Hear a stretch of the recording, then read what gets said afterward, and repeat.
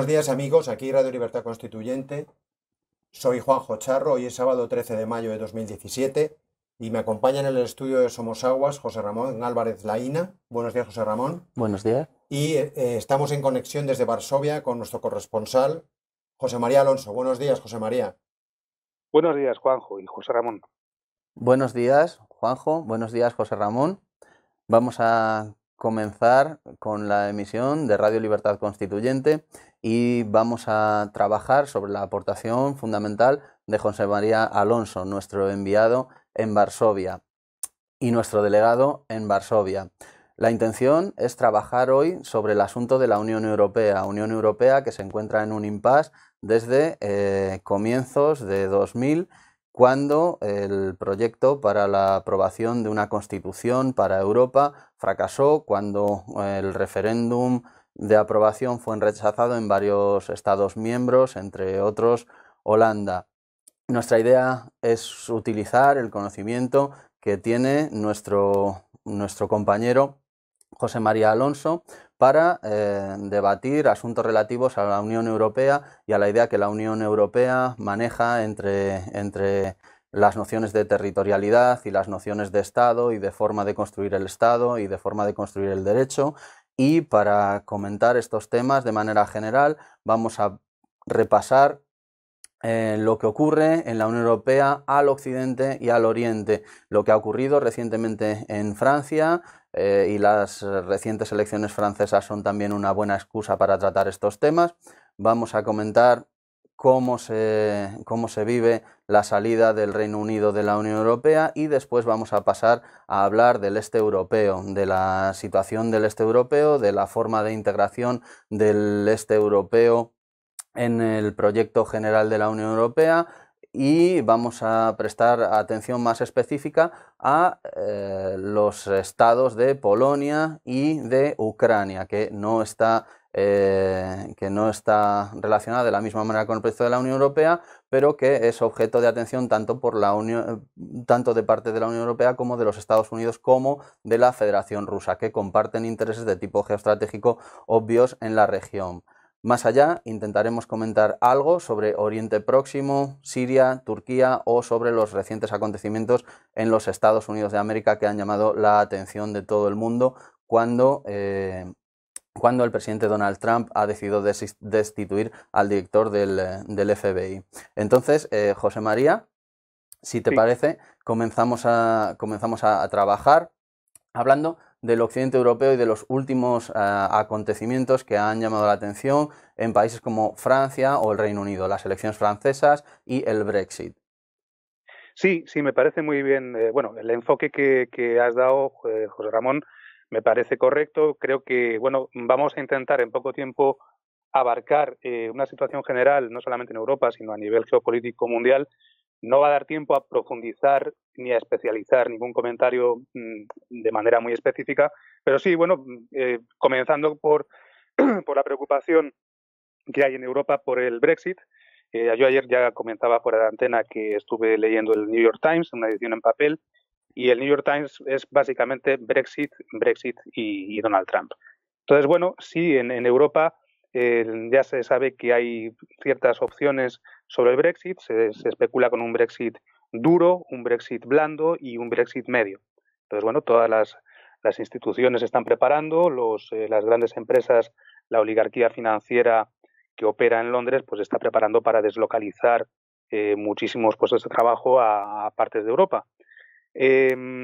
Más allá de eso, y ya entrando en el terreno, digamos, más de análisis político, comentábamos también que la salida de la Unión del Reino Unido de Europa es una respuesta al caos que hay en la Unión Europea, dado que, como has comentado, pues desde el Tratado de Lisboa, la Constitución Europea que rechazó Francia y Holanda, se disfrazó con el nombre de Tratado de Lisboa, y a través de ese Tratado de Lisboa, desde más o menos 2004, se ha venido imponiendo a los Estados-nación europeos con una manera de legislar centralizada fuera de esas naciones. Lo que todos conocemos es el Parlamento Europeo y desde Bruselas es quien legisla, Y es por lo que, desde mi punto de vista, el Reino Unido básicamente se ha salido de Europa. No están dispuestos a aceptar que su tradición legislativa y su representación sea afectada por políticos en Bruselas que legislan sobre materias que incumben únicamente a la nación del Reino Unido. Hemos estado a punto de ver en Francia algo parecido si hubiera ganado Marine Le Pen, pero ha ganado Macron, con lo cual la Unión Europea o los oligarcas que operan desde Bruselas, que son dirigidos generalmente por los intereses de la oligarquía financiera, como Rothschild o la banca, bueno, la gran banca de inversión, Morgan Stanley, JP Morgan, pues bueno, esta gente está muy contentos, dado que ha ganado su chico, y han evitado, al menos momentáneamente, que se repitiera la situación del Reino Unido y que contagiase esa situación a un pánico en la Unión Europea que se hubiera desmembrado pues probablemente muy rápido. Desde mi punto de vista, y esto ya es opinión o con el criterio que yo veo las cosas, es que solamente es retrasar la agonía de un cadáver como es la Unión Europea. Desde mi punto de vista no tiene futuro porque no ha contado con su pasado. Una construcción que ha sido realizada solamente teniendo en cuenta temas financieros, sin tener en cuenta tradiciones ni temas nacionales, pues bueno, realmente no tenía futuro. También has comentado la aceleración en la expansión de la Unión Europea hacia territorios del este. Pues evidentemente, hombre, si Francia y Alemania no tienen nada que ver con España e Italia, digamos, en temas, o Portugal o Grecia, ya hemos visto lo que ha pasado en Grecia, pues imaginaos qué tendrá que ver la economía alemana con la economía búlgara o la economía moldava o incluso, bueno, la polaca ahora va bastante bien, pero vamos, son países que no tienen nada que ver. Se ha hecho una extensión que tampoco tiene mucho sentido. Con Polonia, como ya sabéis, han pinchado en hueso, dado que la imposición de los cupos de inmigración de la señora Merkel a otros países pues no está siendo aceptado por Polonia, por lo que también Macron ha criticado fuertemente a Polonia. También hay que decir que en Polonia no se ha recibido con demasiada ilusión la victoria de Macron. En Polonia, considerada como nación completa, no solamente Varsovia y Cracovia, que como ya bien sabéis, las grandes ciudades pues tienen, París o Londres, son los que suelen votar a socialdemócratas, como puede ser Macron, como puede ser Merkel, ¿no? Polonia, el gobierno actual es un gobierno bastante atípico en la Unión Europea, como el de Hungría, como el de Orbán. Está encabezado por la primera ministra Beata Szydło, que está manejada básicamente, igual que el presidente de la República, por Kaczynski, uno de los gemelos. Y bien, para que no se haga demasiado larga esta intervención inicial mía, pues sí, quería decir eso, que la situación en Europa, de la Unión Europea, pienso que se ralentiza el desastre, pero es un desastre que no tiene freno, ¿eh?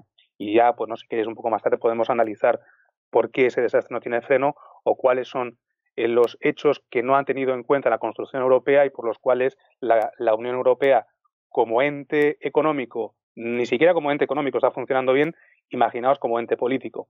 Creo que habría que hacer, pues bien, lo que nuestro movimiento viene diciendo ya tantos años, que originalmente con don Antonio, es tratar de que en las naciones europeas primero haya representación y separación de poderes para poder luego integrar todos esos sistemas en un sistema supranacional europeo que sí tenga en cuenta la tradición de cada país, la tradición de cada nación y las particularidades de cada uno. De acuerdo, José María, muchísimas gracias por toda esta aportación. Creo que es muy interesante cómo planteas la evolución de la Unión Europea, especialmente en el tiempo que siguió al intento de aprobación de la Constitución Europea. Parece que el rechazo de la Constitución Europea ha marcado una línea de decadencia o de debilitamiento del proyecto de Unión Europea que comenzó con el Tratado de Maastricht de 1992, de una manera más reciente. Sí. Esta idea de la Constitución se ve quizás subrayada por otros aspectos que también están ahí detrás, como el choque del proyecto de la Unión Europea con las tradiciones de los diferentes países y de los diferentes estados, como Francia o como el Reino Unido, a los que has dedicado más atención. Y además tenemos otra cuestión que ha sido muy polémica, especialmente para los británicos, que ha sido la expansión hacia el este y la forma en la que ésta se ha llevado a cabo, ya que ha sido el proyecto de expansión de la Unión Europea más radical desde el Tratado de Roma de 1957. ¿Podrías añadir algún detalle sobre cómo se ha vivido en Francia o en el Reino Unido, países que conoces bien, o en el propio este europeo, que conoces también muy bien desde allá, desde Varsovia? ¿Podrías comentarnos cómo se ha vivido esta expansión hacia el este en estos contextos? Bueno, mirad, en este sentido, yo creo que ahí tendríamos que hablar también de lo que es lo que está ocurriendo en Ucrania. Yo has dicho que conozco bien Francia, desgraciadamente no la conozco tan bien como quisiera, más allá de una vez que estuve allí, precisamente en Estrasburgo, en el Parlamento Europeo, porque cuando estudiaba Derecho, pues tuve un curso grande de Derecho Comunitario Europeo y demás que hicimos ahí en Estrasburgo. En cualquier caso, lo que sí es muy interesante es, y ya de esta manera podemos enlazar con el conflicto que hay en Ucrania, cómo se ha intentado expandir la Unión Europea. Yo creo que la inclusión de Polonia en el sentido, digamos, en el sentido demográfico tiene sentido, valga la redundancia. Polonia y España, por ejemplo, tienen prácticamente la misma extensión y cantidad de habitantes. Son países muy parecidos en tradiciones, en población. Entonces, para un técnico europeo, el ampliar la Unión Europea económicamente a un país que tiene un mercado potencial gigantesco, que tiene una clase media incipiente, que ha abandonado un régimen soviético de socialismo, de economía centralizada y planificada, pues realmente era un gran reto y además tenía sentido desde un punto de vista puramente capitalista. Eso es, creo que ha sido positivo para la Unión Europea que Polonia haya entrado junto a Chequia y Eslovaquia.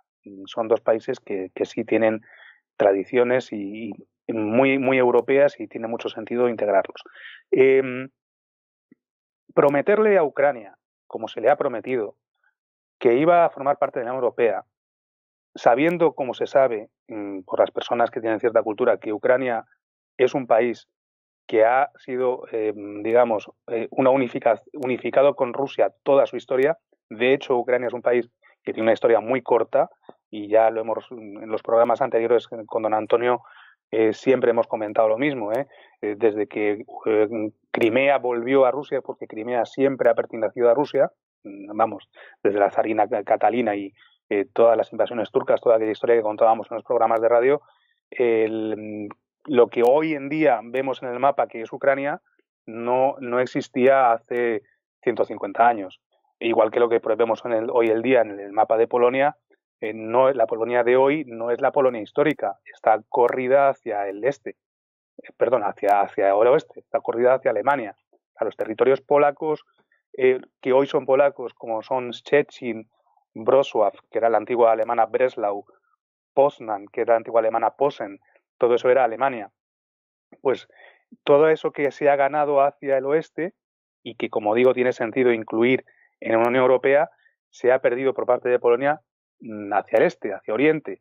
Se ha perdido Minsk, lo que hoy es capital de Bielorrusia, que tampoco Bielorrusia era Rusia, es la Rusia blanca. Se ha perdido Lvov, ya comentamos en otro programa que incluso había una escuela filosófica varsoviana Lvov muy importante. Bien, en cualquier caso, lo que se ha intentado por parte de la Unión Europea es ofrecerle o venderle a Ucrania una integración que al final que todos sabían que no iba a producirse. Lo que se ha conseguido es montar una guerra en Ucrania que nadie quería, y menos Rusia, y eso demuestra precisamente cómo la Unión Europea, o lo que es Europa, o lo que hoy llamamos Europa, como es una entidad atlántica, dado que los intereses de molestar a Rusia montando el problema de Ucrania eran simplemente una intención de utilizar a Europa como una extensión, como una especie de ariete contra Rusia por parte de los Estados Unidos y del mundo atlantista.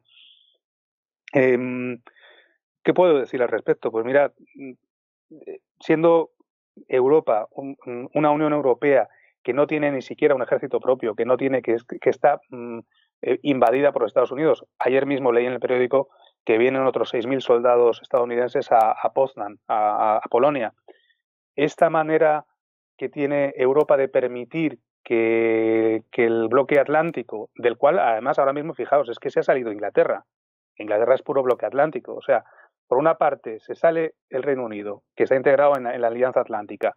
La OTAN sigue intentando molestar a Rusia a través de los territorios históricamente rusos. Pues la verdad es que no vamos a ningún lado. Yo no sé, José Ramón, ¿qué opinarás tú?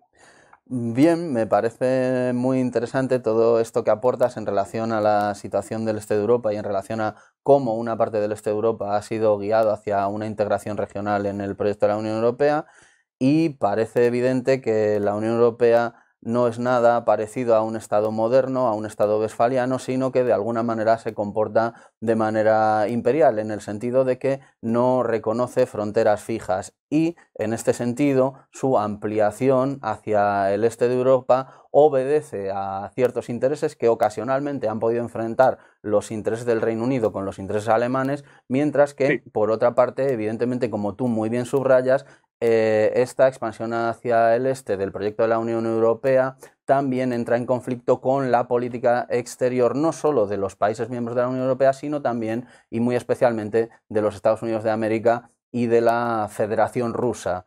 Federación Rusa que hereda su política exterior del tiempo de los zares y del tiempo de la Unión Soviética, y que presta atención obviamente a los Balcanes, a los estrechos, a Asia Central y al Pacífico, como ha venido siendo tradicional a lo largo de los últimos 300 o 400 años. Efectivamente, en Ucrania hay un punto de enfrentamiento especialmente delicado desde el tiempo de las revoluciones naranjas, y hasta el día de hoy parece que la Federación Rusa está determinada a no abandonar enclaves fundamentales en la región, como el de Crimea, ¿verdad? Evidentemente. Mirad, hombre, daos cuenta, ayer dijo, esta semana se ha conmemorado, creo que fue el 2 de mayo, lo que llaman los rusos el Yen Poveda. Yen Poveda en ruso significa el Día de la Victoria, que es la victoria del ejército soviético contra el fascismo de Hitler. Entonces, imaginaos la promoción que están haciendo Alemania, que es un país que tiene el pasado que tiene, promocionando y subvencionando grupos neonazis en Ucrania, que son los que tienen ahora mismo el poder, no respetando los acuerdos de Minsk. Siguen hoy mismo, están bombardeando otra vez con fuego de mortero Donetsk.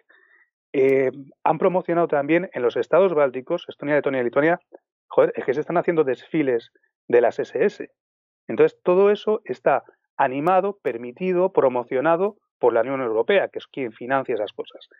Como Rusia, un país, bueno, ya os digo, que Rusia es el típico ejemplo de lucha contra el fascismo, va a permitir que a sus faldas, en el territorio, en su puerta, estén, digamos, provocándole de esa manera. Y ayer mismo ya Rusia ha dicho que Europa está jugando con fuego, que se les está acabando la paciencia. Hombre, no han amenazado, ¿no? Pero sí les ha dicho que están jugando con fuego, que están jugando a un juego muy peligroso, y que parece mentira, y esto sí que parece mentira, que no haya Europa aprendido nada de la Segunda Guerra Mundial. Cuando Rusia te dice a Europa o a Alemania, a Francia, que no habéis aprendido nada de la Segunda Guerra Mundial, hombre, yo me preocuparía si fuera un dirigente europeo, si fuera Merkel o si fuera... Pero claro, Merkel o Macron, que no son dirigentes, que no son líderes, que no tienen personalidad, no son estadistas, son personas puestas ahí por poderes oligárquicos, pues claro, ¿qué interlocución puede tener una persona como Lavrov o una persona como Putin frente a esta Europa?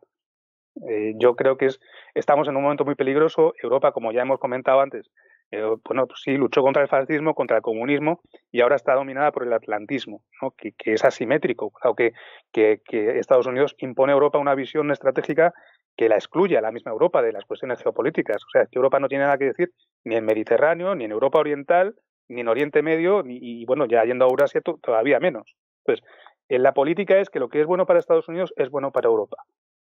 Y eso no ha sido así nunca y no puede ser de esa manera.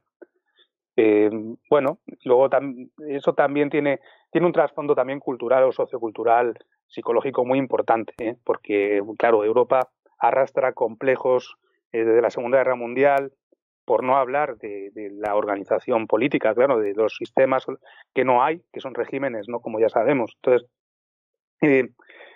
yo no puedo entender, vamos, puedo entenderlo porque de hecho lo he mirado y entiendo por qué está pasando lo que está pasando. Lo que no me doy crédito es que haya tan poca información y que las personas que en Europa, lo que es la ciudadanía europea, siga yendo a votar a partidocracias que no están representando ni a la nación ni están teniendo en cuenta tradiciones, para que esas partidocracias se pongan en manos atlantistas para atacar a un país peligroso para Europa, peligroso en el sentido militar como es Rusia. Y bueno, aquí es que Europa no gana nada, nada en absoluto. Es más, a los europeos es que además se nos prohíbe, digamos, tener una identidad nacional propia. No podemos hablar de nuestras tradiciones particulares. O sea, todo está montado para que tú puedes ser de izquierdas, de derechas, de extrema derecha, de extrema izquierda, pero no puedes, digamos, tener una identidad colectiva. Pues tienes que tener identidades individuales. Pues eso ya es puro posmodernismo, ¿no? Es el yo soy el individuo, no formo parte de un colectivo, mi libertad individual, solamente libertades individuales, pero no libertades colectivas. No sé qué opinaréis vosotros. Bueno, de hecho, sí que este proceso de integración regional ha afectado a las historias de los diferentes Estados-nación y a la propia historia del proyecto europeo en sí, desde el Tratado de Roma con la Comunidad Económica Europea hasta el Tratado de Maastricht del 92 con el proyecto para la Unión Europea. Tanto los Estados-nación como el mismo proyecto europeo han tenido una historia en la que parece que desde 2000 el proyecto europeo no ha sabido incluir las tradiciones o los intereses de los estados nacionales que en diferentes momentos decidieron adherirse a este proyecto europeo de la posguerra mundial, del tiempo posterior a la Segunda Guerra Mundial. En ese sentido, pienso que la política de integración regional europea merece una revisión, porque tanto desde el punto de vista del derecho como desde el punto de vista de la moneda, como desde el punto de vista de la estructura económica, como desde el punto de vista de la forma de expandir la Unión Europea, estamos ante problemas y ante conflictos entre el proyecto europeo y los diferentes Estados-nación. Como tú bien decías antes, desde el punto de vista de la tradición legal o de la tradición del derecho, la forma de trabajar de la Asamblea Europea y también de los comisarios europeos tiene que ver con el derecho internacional que se va filtrando y que va resquebrajando los órdenes constitucionales y las soberanías y las herramientas legislativas y de gobierno de los Estados-nación, sin que esa evolución en relación a una integración regional europea desde el punto de vista legislativo se haya resuelto realmente en cualquier forma de Estado o de superestado integrador. Desde el punto de vista de la Unión Monetaria ocurre lo mismo. El euro y el proyecto del euro ha desestabilizado economías nacionales y estructuras económicas que estaban gobernadas dentro de una tradición, dentro de una tradición económica que era de base nacional, con una forma de gobernar estas estructuras económicas y con una forma de regir su desarrollo y su crecimiento que tenía base nacional.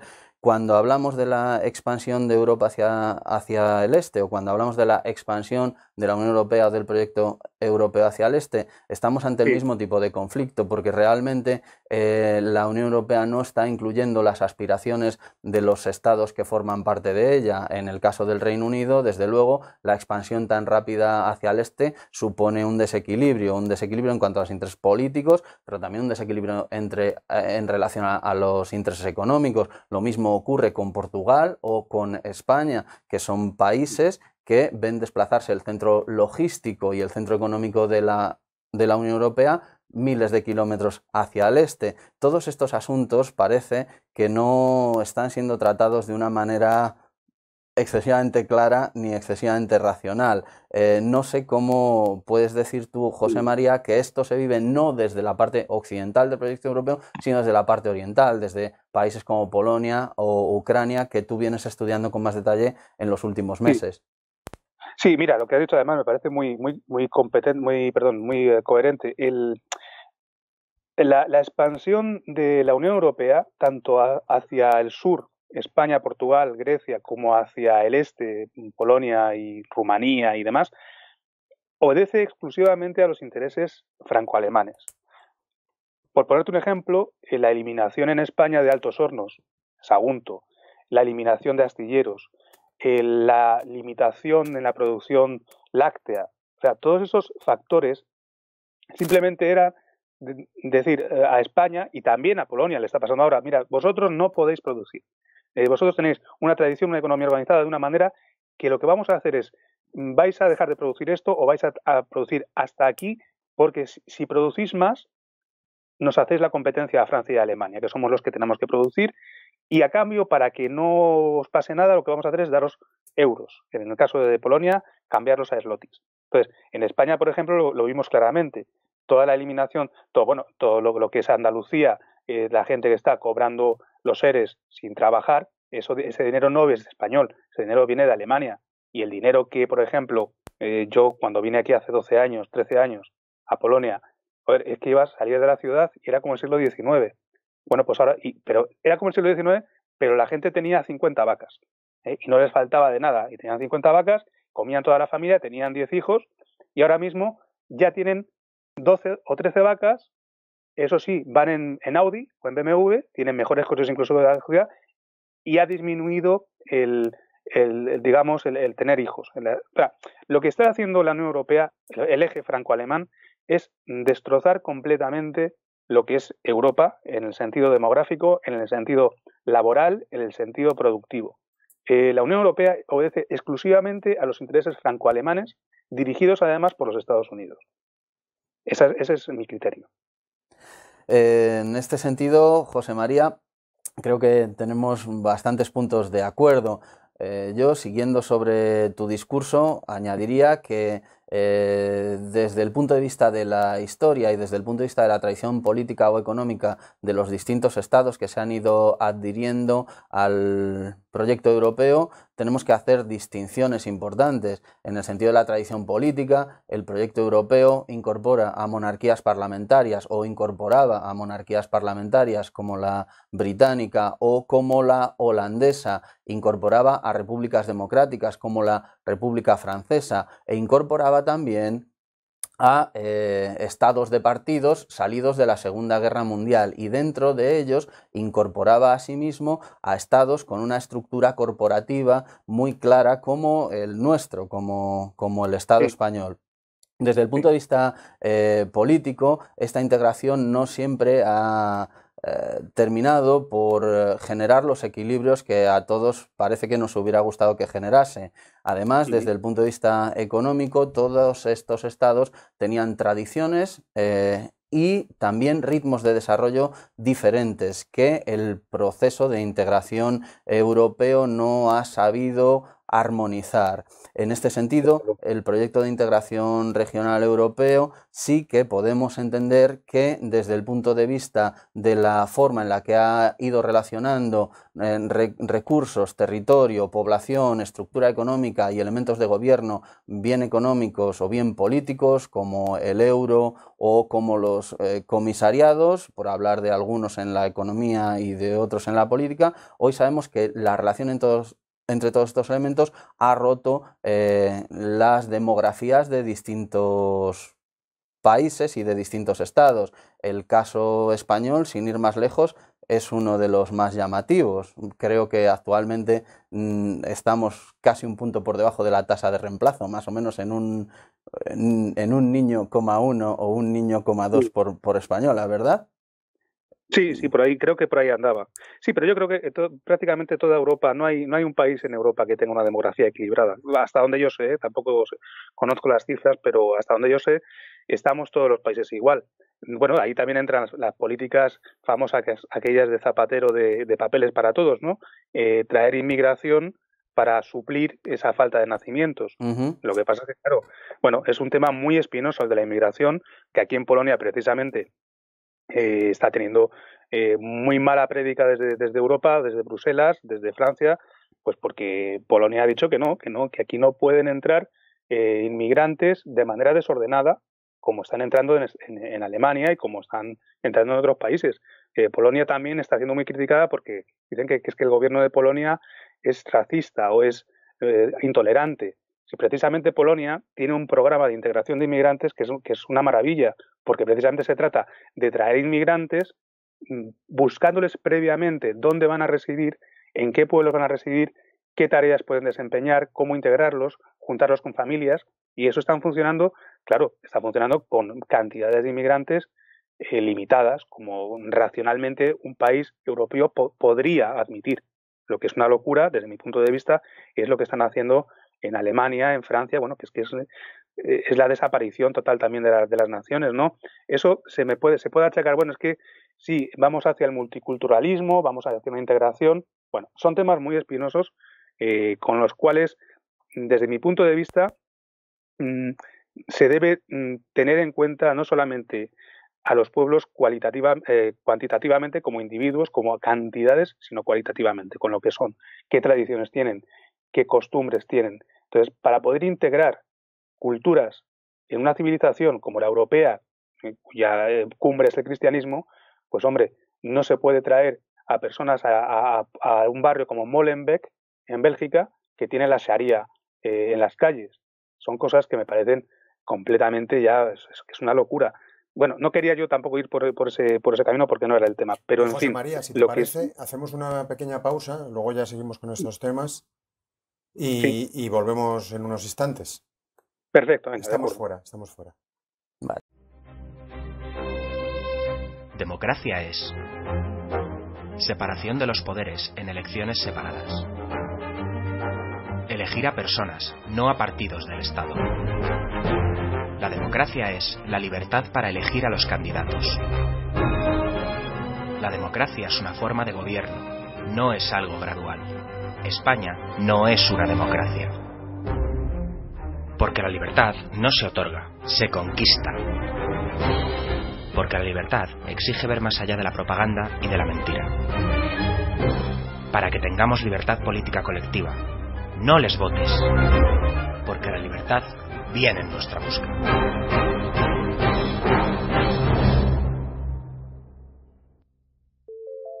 Movimiento Ciudadano hacia la República Constitucional. Visítanos en mcrc.es. Ya estamos aquí de nuevo, amigos, y José Ramón Álvarez nos va a dar su criterio sobre otras noticias.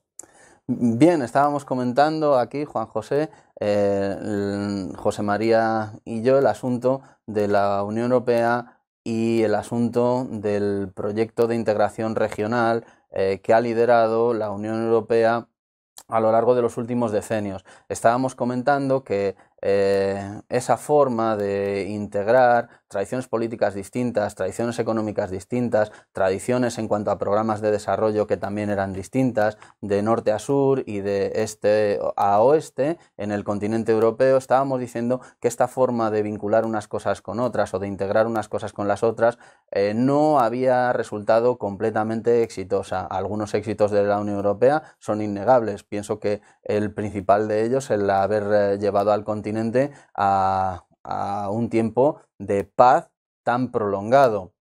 Pero, sin embargo, otros aspectos del proyecto europeo son más polémicos. Recientemente comentábamos algo sobre la forma de integración regional europea, la forma en la que se han ido relacionando las poblaciones y las estructuras económicas y los proyectos de expansión hacia el este europeo, y habíamos comentado que en determinados momentos, tanto hacia el sur como hacia el este europeo, los problemas demográficos habían aparecido desde más de un punto de vista. Se puede decir que un modelo de integración regional que genera estos desequilibrios desde el punto de vista demográfico y desde el punto de vista de la población y los recursos, pues tiene de hecho sus problemas. Y estábamos escuchando a José María comentar algo sobre lo que sabemos que ocurre en algunos países, en algunos estados del este europeo, como Rumanía o como Bulgaria, y de manera específica me gustaría pedirte, José María, que comentases algo en relación al caso polaco que conoces bien,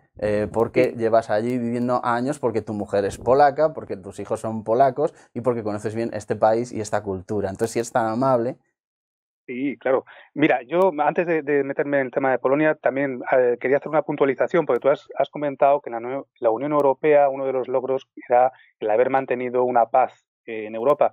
Yo ahí no estaría de acuerdo, fíjate, porque em, yo creo que si no hubiera habido el proyecto de integración de la Unión Europea, tampoco hubieran habido guerras ya entre Francia, Alemania, dado que igual que Inglaterra o que el Reino Unido con el Brexit lo que quiere hacer es acuerdos comerciales individuales con cada Estado para poder seguir comerciando, como ha hecho hasta ahora, yo creo que si no hubiera habido Unión Europea, los países hubieran continuado haciendo. Lo importante era la paz Francia-Alemania. Entonces, eso sí estaba conseguido. Solamente era una puntualización, José Ramón, no, quizás no estés de acuerdo, pero vamos, tampoco es que quiera profundizar sobre ello. Ujú. Respecto a Polonia y la identidad polaca es, bueno, vamos a ver, Polonia es un caso muy, muy especial y muy específico, por el lugar geográfico donde está, por la historia que tiene, por la religión y por la tradición. Yo creo que Polonia es hoy en día un ejemplo de un Estado-nación que, si bien ya está siendo, digamos, desgarrado, ¿no? Porque poco a poco, yo llevo aquí en Polonia prácticamente una generación. Se dice que una generación son 15 años, yo llevo 13, pues bueno, ya aceptemos que llevo una generación. Y yo he visto cómo la Polonia que todavía de los años, digamos, de la caída del comunismo, yo he vivido todavía esa Polonia en el año 2003, que vine de primera vez, 2004, y he visto cómo ha permanecido, a pesar del comunismo, a pesar de las invasiones de la Segunda Guerra Mundial en Alemania. Polonia siempre ha mantenido una identidad nacional muy fuerte. ¿Y en qué se basa esa identidad nacional? Básicamente en el que es un país católico. Sin el catolicismo, Polonia hoy no existiría. Eso yo lo puedo asegurar. Además, lo aseguro hoy, que es el aniversario del 13 de mayo, que es la Virgen de Fátima, que hoy en Polonia se celebra bastante. Dicho lo cual, Polonia es un país que tiene su idioma y su religión en medio de dos polos, como puede ser la Alemania, que es un país mayoritariamente protestante, salvo el sur, que es católico, que es un protestantismo-luteranismo, y al otro lado Rusia, que si bien es un país ortodoxo, siempre durante esos casi 100 años de comunismo, los 80 creo que son, sí, bueno, 100, no, fueron unos 80 años de comunismo, pues era básicamente ateo. Esos dos países, invadiéndolo por un lado y por el otro, no han conseguido acabar con la identidad nacional. Lo que no ha conseguido acabar con la identidad nacional de las dos guerras mundiales y el comunismo, pretende ahora la Unión Europea acabar con ello. Bueno, yo creo que no lo van a conseguir. De hecho, mira, por ponerte un ejemplo, hace poco Alemania amenazaba a Polonia que si no aceptaba el cupo de inmigrantes iban a dejar de darle dinero. Y el gobierno polaco, la respuesta del gobierno polaco es decir, vamos a ver, ¿qué dinero nos dais? Si vosotros nos dais dinero para construir infraestructuras y esas infraestructuras son construidas por empresas alemanas, o sea, os estáis dando dinero a vosotros mismos. Lo único que hacéis es venir a nuestro territorio, construir carreteras para poder pasar vosotros por ellas y comerciar, ¿eh? y llevaros otra vez el dinero que nos habíais dado. Bueno, ese es un ejemplo muy, muy, muy, muy puntual, ¿no? Pero digamos que Polonia es un país que precisamente ha votado al gobierno que ha votado, o tiene el gobierno que tiene, porque veía cómo se le escapaba su identidad nacional. Las ciudades polacas, tanto Varsovia como Cracovia o las grandes ciudades Wrocław, son básicamente, pues como hemos comentado antes, como país, son socialdemócratas, son personas que trabajan en corporaciones multinacionales, que tienen esa cultura socialdemócrata, de tolerante blandengue, digamos, que no tienen muy seguro ni siquiera quién son ya, porque es gente muy joven, porque es gente que ha crecido ya pues en capitalismo salvaje, en consumismo desaforado y demás. Sin embargo, permanece todavía la Polonia antigua, la Polonia de la posguerra, la Polonia que resistió al nazismo, que resistió al comunismo, y esa Polonia que todavía la puedes ver en las iglesias. Polonia es un país que es el 99% es católico practicante, cuidado, que no es que sea el 90%, 99% que no practica, no. Tú te vas los domingos a la iglesia y es que no cabes. Y hay de todo, hay gente mayor y gente joven y niños. Bueno, yo voy con mi familia todos los domingos, soy católico, y vamos a misa y vemos, además, como en las homilías, el cura defiende la identidad nacional contra las injerencias extranjeras. También hay que tener en cuenta el gran poder que tiene la Iglesia Católica en Polonia. Bueno, no olvidemos a Juan Pablo II y demás. Bueno, no sé si eso contesta un poco a tu pregunta. La identidad nacional de un país basado en su cultura, religión, tradiciones, contra la difuminación forzada de una cultura europea basada en la liberación radical y en la liquidación de cualquier forma de identidad colectiva, de manera que ha perdido pues el contenido humanista o que ha deshumanizado, ha desnacionalizado a la gente. En Polonia ya te digo que las creencias tradicionales o la familia, el patrimonio cultural, pues no ha conseguido ser tan burlado como lo ha conseguido en países pues como España, ¿no? Digamos, con temas de ideología de género y de esas cosas. En Polonia se intenta, pero aquí la gente no traga. Entiendo, José María, que de alguna manera estás diciendo que esta forma de integración regional europea y estas alteraciones que la vuelta a dibujar de la espacialidad, cómo ésta se relaciona con el derecho, cómo ésta se relaciona con la estructura económica, ha tenido un impacto muy importante en los países del este europeo. Y entiendo también que de alguna manera estás queriendo decir que en determinados países y en determinados estados como el polaco, el impacto de esta forma de expansión, que en muchos casos se ha relacionado con una decadencia de la población o con una decadencia demográfica, entiendo que estás diciendo que en Polonia este asunto se ha podido sostener por diferentes tipos de motivos, fundamentalmente por las tradiciones culturales polacas, entre las que citabas la religión. Y quería añadir un pequeño comentario. ¿Tú crees, José María, personalmente, que desde el punto de vista del mismo proyecto de la Unión Europea es prudente tolerar que entren en decadencia demográfica y económica de manera tan marcada territorios como los del Oriente Europeo, que forman parte de una disputa de intereses desde el punto de vista diplomático y geoestratégico y hasta militar? ¿Forma parte este territorio de un conflicto de intereses entre la Unión Europea, los Estados Unidos y la Federación Rusa? ¿Crees que debilitar este flanco de manera tan radical es prudente de parte de los europeos? Claro que lo es, claro que lo es. Es que es muy imprudente porque no solamente... Es que tú date cuenta, José Ramón, el problema es que no hay tal integración. Lo que hay son mercados.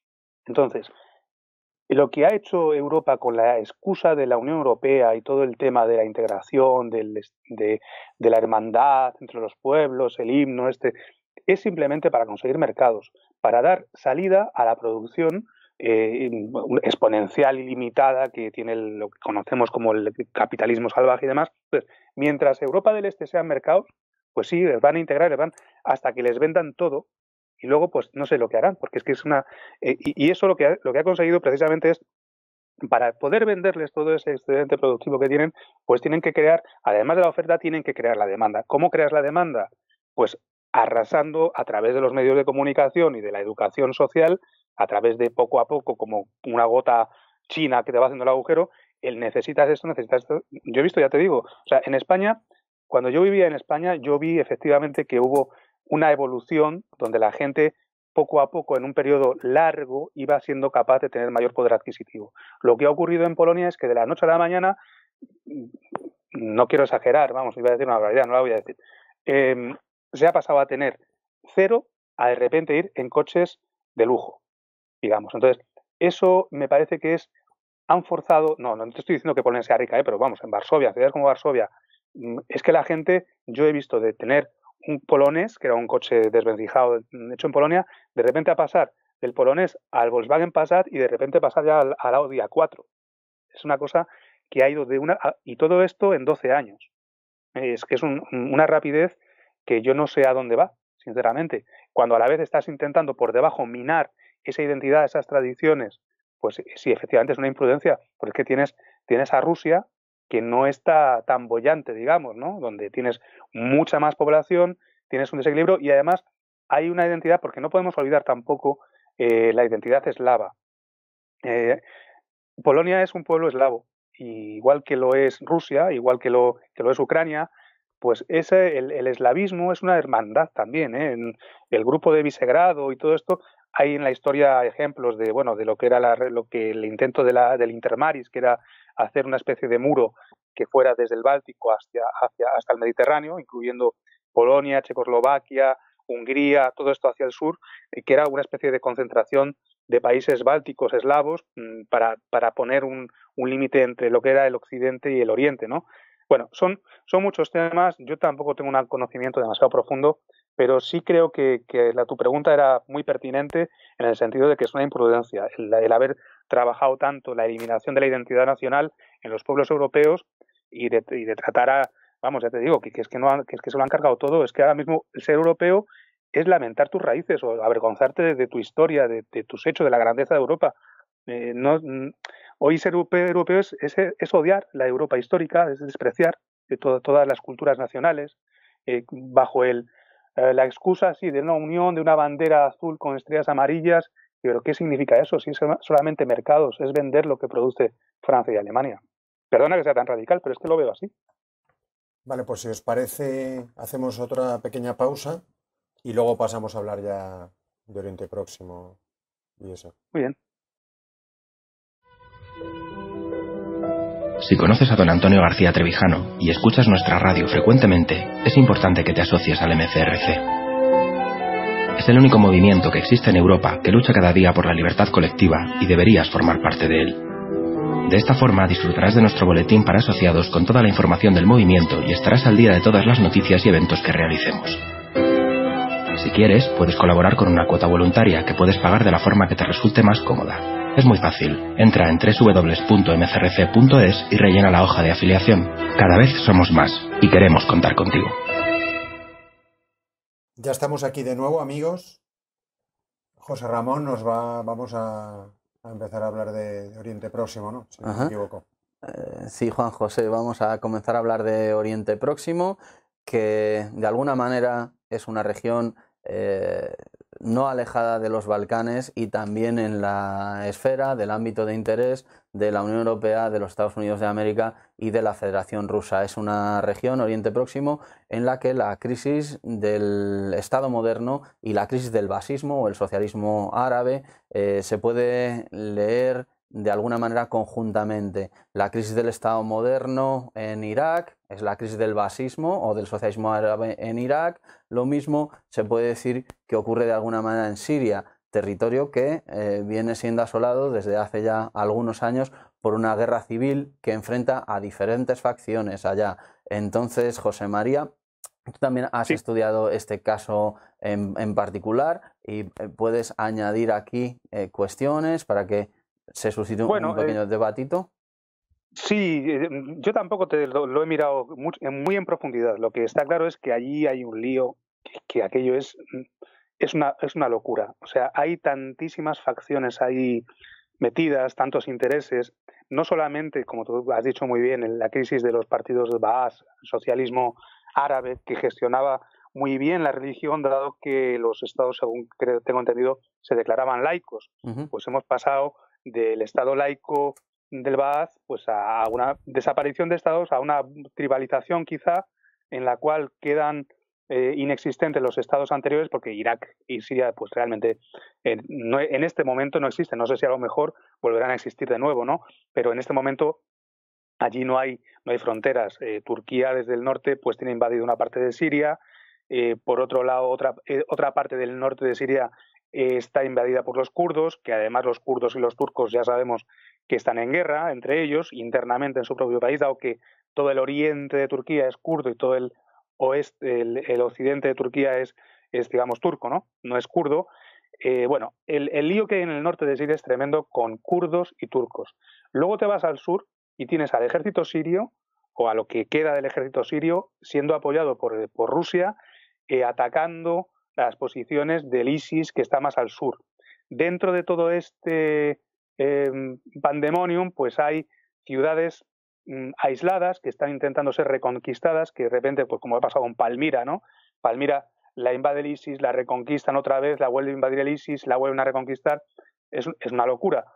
Alepo, que precisamente creo que Alepo hoy va a ser consagrada a la Virgen de Fátima por el Papa Francisco en Portugal, pues Alepo igual. Alepo está sitiada, lleva sitiada creo que 5 años o 6 años. no se ha liberado parte de Alepo. Mosul es otro punto muy caliente que también se quiere liberar, pero no se consigue. Rusia pregunta a Estados Unidos qué pasa con Mosul, porque Estados Unidos, por lo visto, es el que se encarga de la liberación de Mosul, pero no consiguen liberarlo. Bueno, el lío de la guerra en Oriente Medio, particularmente del ISIS en Siria, ya no vamos a ir más al sur, no vamos a Líbano ni vamos a Israel, que también está otra vez sobrevolando, por lo visto, Palestina. Ahí hay un lío tremendo. Yo no sé, ahí Rusia está poniendo todavía más carne en el asador. Yo creo que tarde o temprano el ISIS va a ser erradicado, se volverá probablemente a intentar reconstruir cierto baasismo en esos países, dado que la mayoría, bueno, no la mayoría, sabemos que la parte, ¿cómo era?, salafista, ¿no?, digamos, estaban los chiitas por un lado, que es Irán, que por cierto, y digo esto de pasada, Arabia Saudita ha recibido una amenaza clara de Irán de borrarla del mapa, salvo la Meca y la otra ciudad sagrada, que es Medina. Salvo Medina y la Meca, Irán ha amenazado con destrozar, destruir y borrar del mapa toda Arabia Saudita, porque Arabia Saudita, junto a Qatar, está metiéndose ya en arena, o sea, en camisa de 11 varas con el tema de Irán. Bueno, es un tema muy complicado, es muy profundo. Yo quería agarrarme a unas palabras que dijo el obispo de Mosul cuando le decía a Europa, dirigiéndose a Europa, el obispo le decía: ustedes no comprenden lo que ocurre aquí, ustedes lo ven todo desde la perspectiva suya, europea, de derechos humanos. Y el ISIS no contempla derechos humanos. Lo que estamos exportando, lo que está yendo a Europa, es una organización extremista, religiosa, islamofascista, que no considera a los europeos como personas que tienen el mismo derecho que los animales a ser degollados, y eso es lo que realmente está consiguiendo. Y perdonad que vuelvo otra vez a las políticas de inmigración europeas de Alemania y de Francia y de Suecia, por cierto. Y bueno, en fin, yo creo que para poder integrar toda esa gente que viene de Siria, toda esta inmigración, toda esta gente que efectivamente, claro, son familias destrozadas. Muchas se están volviendo porque llegan a Europa y tampoco viven peor todavía, porque están metidas en campos de acogida. Bueno, es una locura. Lo que creo que aquí deberíamos, o yo quiero remarcar, es que la identidad europea tiene que ser reafirmada, porque si no hay una identidad europea que está siendo, como decíamos anteriormente, difuminada por la Unión Europea, si no se consideran las raíces europeas en las culturas mediterráneas, grecorromanas, en las tradiciones, pues yo que sé, de antepasados celtas, de germanos, la historia larga de la identidad europea y el dramatismo de la identidad europea no puede ser, si no es aceptada, si no es interiorizada por los corazones de los europeos, malamente vamos a poder integrar a una civilización, a una cultura que viene de un mundo completamente medieval en el sentido de régimen clerical, de teocracias. Tú no puedes meter a un ciudadano que ha vivido en una teocracia, en un país como Suecia, dejarle que campe a sus anchas y con los resultados que todos conocemos. Yo creo que esa es, quizás, sin haber podido, porque ya sabemos que en la radio no estamos informando de lo que ocurre en la guerra, sino tomando lo que ocurre a nivel geopolítico, intentar aplicar las consecuencias que tiene para España, para Europa, para nuestra civilización. Y una vez más, pues bueno, querría acabar diciendo pues que Europa está completamente secuestrada, ¿no? Y que no se puede resolver el problema de la migración sin el problema que hemos dicho de la identidad europea, que está secuestrada y que de alguna manera hay que intentar liberar. ¿Cómo liberar Europa? Pues chicos, no sé. Volver a quizá a la tradición, volver a conocer a Europa como un todo, con una identidad cristiana original y un destino al que pueden acceder ciudadanos de otra parte del mundo que tengan problemas, siempre y cuando se sepa gestionar por gente competente, no por la señora Merkel, no por Macron. Yo creo que ni Le Pen, ni Orbán, ni Kaczynski son personas, ni son racistas, ni odian a los musulmanes. Lo que hacen es que aman a sus países y quieren lo mejor para sus países y quieren integrar a esos inmigrantes de la mejor manera para ambas partes, no solamente para los inmigrantes. Entonces, José María, por resumir brevemente algunos de los asuntos que has venido tocando, diríamos que se puede ceñir uno al discurso de la diplomacia estadounidense, que sostiene que en Oriente Próximo y en Oriente Medio hay una crisis de recursos en la que cumple un papel central la escasez de agua. Podemos decir que en Oriente Próximo hay una crisis de estructuras económicas y políticas, una crisis que ha venido impulsada por las guerras en la región y también por la crisis que comentábamos bien anteriormente del basismo, del socialismo árabe. Al estar tanto conectados los estados modernos árabes con el basismo y el basismo con los estados modernos árabes, la crisis de una cosa ha sido la crisis de la otra, lo que ha arrastrado a estos países y a estos estados a una situación no moderna. Y los gasoductos, no olvidemos, perdona que te interrumpa, el tema de los gasoductos y por qué el conflicto que viene de Siria es el gasoducto que quería tirar Qatar desde el sur pasando por Siria. Pero claro, mientras estuviera Assad en el poder, eso no iba a ocurrir. Entonces también ahí, en el tema de recursos, que esos recursos luego a donde van es a Europa, pues también hay un problema. A Europa donde se enriquece no solamente Alemania, se enriquece Estados Unidos. Entonces, bueno, entonces en la base tenemos esta cuestión de los recursos, esta cuestión de la crisis del basismo, de la crisis del Estado, esta cuestión de la desintegración de la estructura económica y este sufrimiento de la población. Sobrevolando el asunto tenemos los intereses de la Unión Europea, de los Estados Unidos y de la Federación Rusa. Y en medio tenemos a los poderes regionales, Israel, Arabia Saudita, Irán, que interviene en la región de manera intensa desde Siria o desde el Líbano, y también tenemos la cuestión de Turquía, que interesa tanto para Oriente Próximo y Oriente Medio como para los Balcanes y la Unión Europea. ¿Cómo ves tú ahora mismo la situación de Turquía y la política que se está desarrollando en este Estado, que ha tenido la aspiración de incorporarse al proyecto europeo y que ahora mismo está dirigido por Erdogan de una manera bastante dura? ¿Qué nos puedes aportar en relación a Turquía? Lo de Turquía nunca se sabe. Erdogan nunca se sabe por dónde va a salir. Hoy se lleva bien con Putin, mañana le tira un avión, hoy se lleva bien con Estados Unidos, mañana les acusa de genocidio. Mientras esté Erdogan en el poder, yo creo que Turquía es un polvorín. Es un polvorín. Hombre, no te quiero decir que vuelva a Ataturk, ¿no? Pero por ejemplo, sabemos que Erdogan está financiando y armando una cesta de grupos extremistas en el norte de Siria, ¿no? Quiere mantener un corredor abierto a través del cual sus tropas entren, que al final han entrado y están allí ya. O sea, Erdogan quiere una Turquía imperialista, quiere un califato turco, y eso no cabe, es que no cabe ahora mismo ni en Europa. Imagínate que querían hacer a Turquía miembro de la Unión Europea, ya que lo que faltaba con Erdogan. Parece que vuelve a tener buena relación con Rusia, pero bueno, eso es falso, ¿no? O sea, ya sabemos, mira, ayer por ejemplo esta semana ha ido Lavrov a ver a Putin, se han dado un abrazo, han dicho que sí, que todo muy bien, y ha sido volver a aterrizar Lavrov en Rusia y Trump empezar a decir que fatal, que Rusia, que se atenga a las consecuencias, que va a haber más sanciones. Bueno, el mundo diplomático con Turquía es una incógnita. Yo creo que Turquía es un polvorín. Turquía tiene el gran problema interno de su guerra civil con los kurdos. El que quiera derrocar a Erdogan tiene que apoyar a los kurdos. Putin amenazó con apoyar a los kurdos si Erdogan no tragaba. Parece que Erdogan ha tragado y Putin ha empezado a no apoyar tanto a los kurdos. La clave ahí son los kurdos. Los kurdos, el darle un estado a los kurdos, para darle un estado a los kurdos hay que dividir Turquía en dos.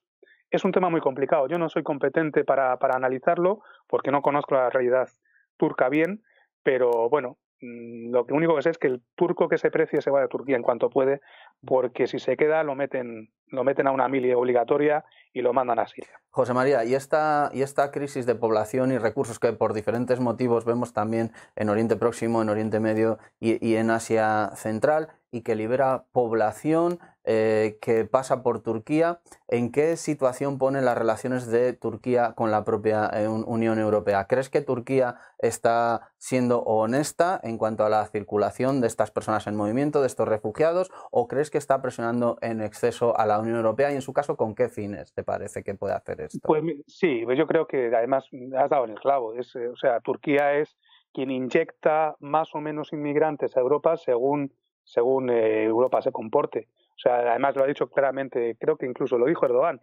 Cuanto peor relación tengamos con Europa o cuanto más nos presione Europa, más inmigrantes vamos a hacer llevar a vuestras costas, porque aunque ellos dicen que no, que lo controlan, es que son los turcos, los que son los, no sé cómo es en español, se me olvidó, traficantes, son traficantes de personas. O sea, el gobierno turco es un gobierno traficante de personas que está introduciendo a familias enteras permeadas por terroristas del ISIS a Europa. Y bueno, pues ya sabemos cómo está Europa, células durmientes, en cualquier momento, pues yo qué sé, te vas a tomar un helado y te explota. De acuerdo, muchísimas gracias, José María. Muy De bien, nada. pues nada, pues ya hemos llegado al final del programa. Mandamos un saludo a José María Alonso, esperamos verle otra vez en nuestra conexión pronto. Igualmente, yo si tengo, en cuanto pueda, me reincorporo. Quiero pedir disculpas, lo primero a don Antonio, que me distingue con su amistad y me invita, y yo no siempre soy capaz de responder porque tengo también una carga laboral importante y bueno, para mí la familia es lo primero y el fin de semana pues lo dedico a la familia. Claro. ¿Qué es lo que tiene que hacer Europa? Sí. Centrarse en la familia. Bueno, José María, un placer, Juanjo. Deseamos todos pronta recuperación y pronto restablecimiento al maestro, don Antonio García Trevijano, y nos veremos pronto si Dios quiere. Bueno, pues hemos llegado al final y nos despedimos hasta el próximo programa. Un abrazo, amigos.